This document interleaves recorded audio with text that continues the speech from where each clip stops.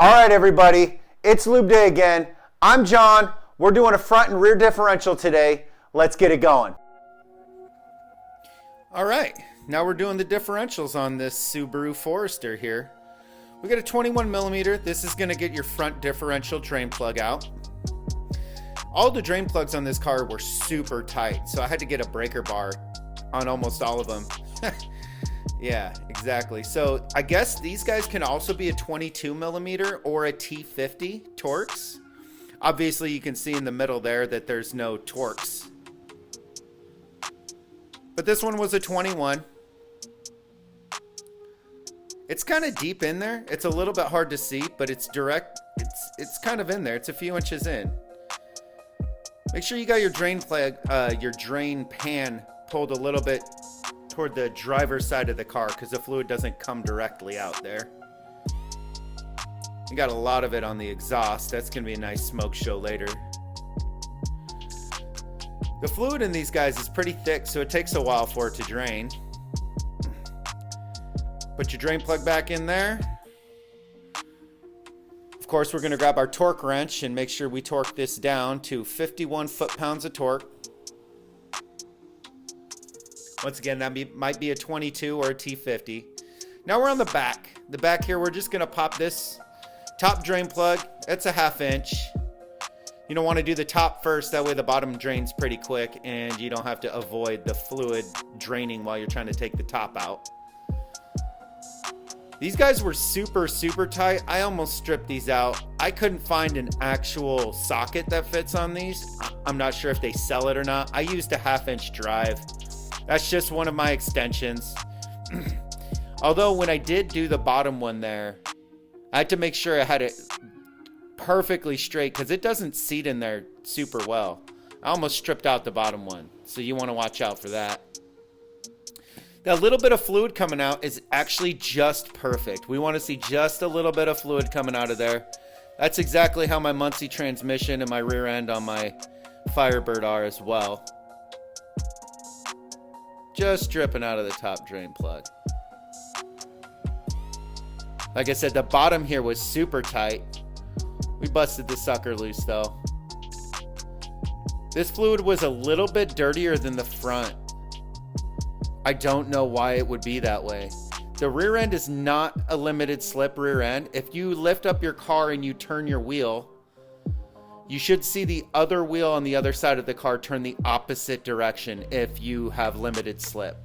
I tested it on this car and the front ended up being limited slip and the rear was an open diff. So we put the appropriate fluid in both of the differentials. They sell fluid in about 1 liter at a time. So there's a 0.8 in the rear and 1.2 in the front. So 2 liters of fluid will get you filled right up on these guys.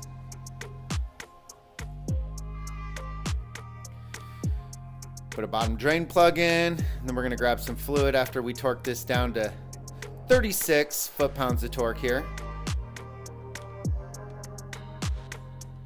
Always remember to hold your wrench there straight and don't use a wobbly. If you use a wobbly, it's gonna turn down the amount of torque that you're applying to the fastener that you're trying to torque.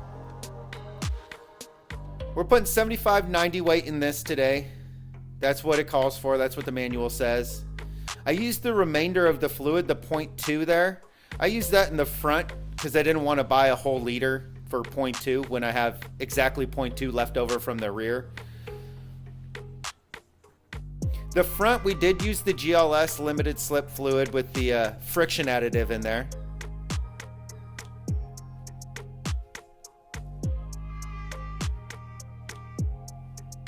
I do usually use a pump for these guys, but there's so much room under this car. The pump was just a serious waste of time. Once again, we got a little fluid leaking out of there. Once we're full, then we just put that cap on. We're going to torque that bad boy down to the same thing as the bottom one, 36 foot-pounds. That's not quite as important, being that that's not actually holding much fluid in there. Make sure you always go the right way, righty-tighty, lefty-loosey, in case this is the first time you've turned a wrench, ever. No judgments though. That's what these videos are for. This is to show you how easy this is to do to your car. We got a 12 millimeter here. We're going to take this air box off. You're also going to need a flathead for that band clamp you got there on the throttle body. I like to loosen those bands up quite a bit. I've had them stick in the past, so I just like to get them quite loose. And I just kind of push on the loose end. It'll pop the other end right off.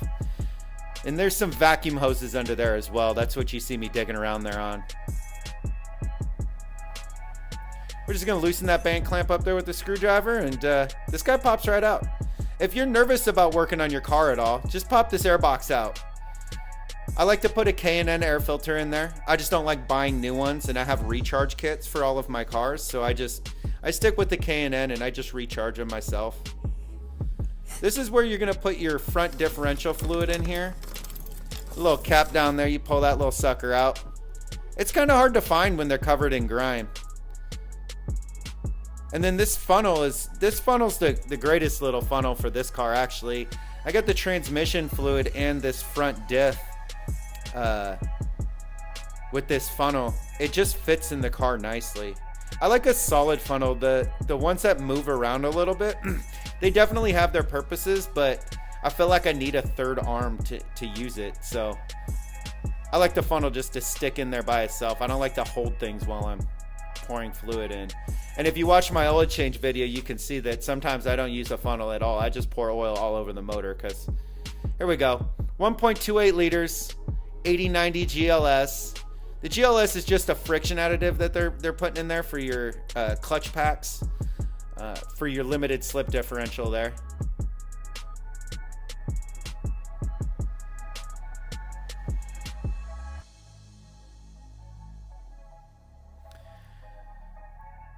Once we got the fluid in there, it's pretty simple. Don't forget to put your dipstick back in. That's an easy one to forget. Then you're going to have to pull that air box back out and put the dipstick in. Inevitably, somebody's going to do that.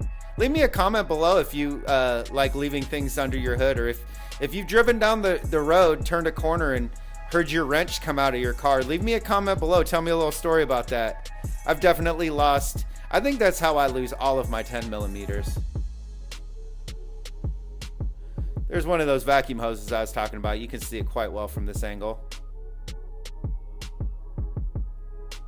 I do not suggest just using a impact gun on everything. I use these things a lot, so I'm pretty good at feathering the trigger, and I don't over torque things. I use my speed settings. Don't forget to like and subscribe and comment down below. You can talk smack to me, tell me how I'm doing. Am I doing good? Bad? Let me know. Make sure you hit that bell icon. That way you get notifications whenever I upload a video.